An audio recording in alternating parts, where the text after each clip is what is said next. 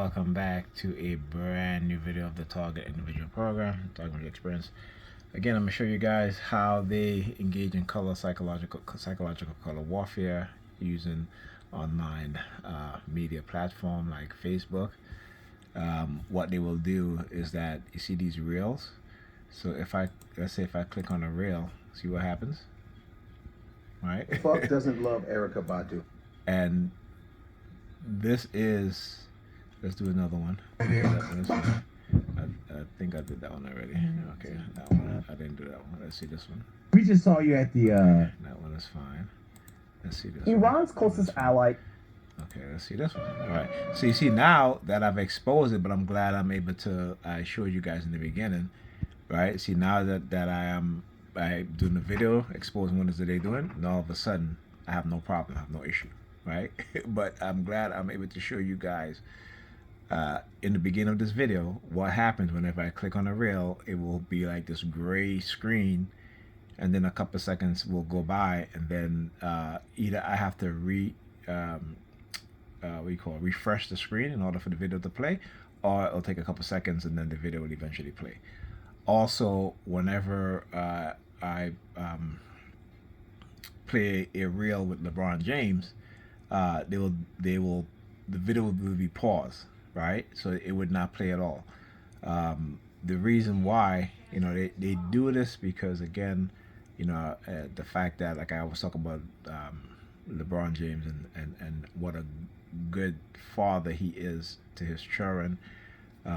He sets an example of, like so many other black fathers, who may not be famous as LeBron, wealthy as LeBron, but they're in their children's life. They're teaching their children certain things, and they love their children, so they don't like positive images of black fathers. And this is why the attack on Michael Jackson, I think, or is a video, I posted a video, from the Black Authority.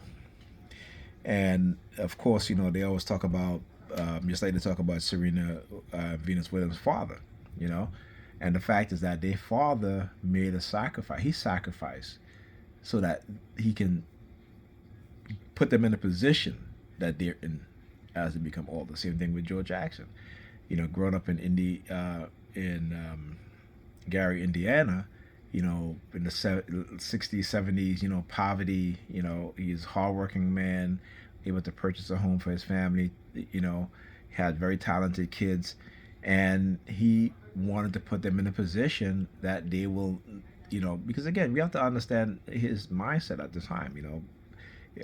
Black men at the time were hardworking, living in poverty. If you have talented kids, you want your children to have a better life than you have. I think every black parents should want that for their children. Unfortunately, today, because of cognitive warfare and neurocognitive warfare that they wage on us, a lot of us don't even want that. A lot of us figure, well, if my life didn't turn out good, then my children's life not going to turn out good, or my neighbor's life is not going to be good, or so we have this crab in the barrel mindset, even when it comes to our own family, even our own children. And that's the sad part. That's the sad thing.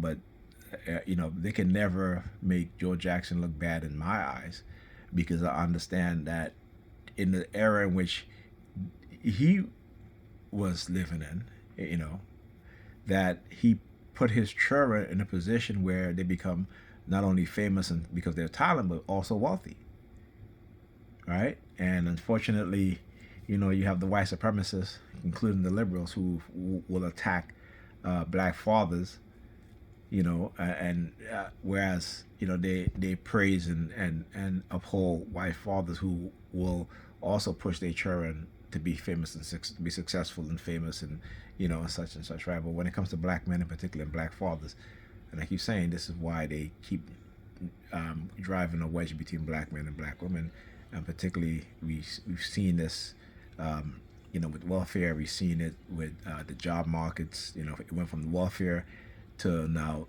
their employers, their co-workers who are white, will manipulate them, women, into destroying their relationship, destroying their family, and they don't quite understand the warfare that's going on, right? Our women don't understand the type of warfare that's going on. See, white women do, because when it comes to their children, they love their children. They will protect their children. When it comes to our women and it comes to their children, they are not as when they say they love the children, but they really don't love their children. The type of love they're talking about is a love that's manufactured. See, when white people love their children, they will do what they need to do. The children overdose, and what do? They come together, they create,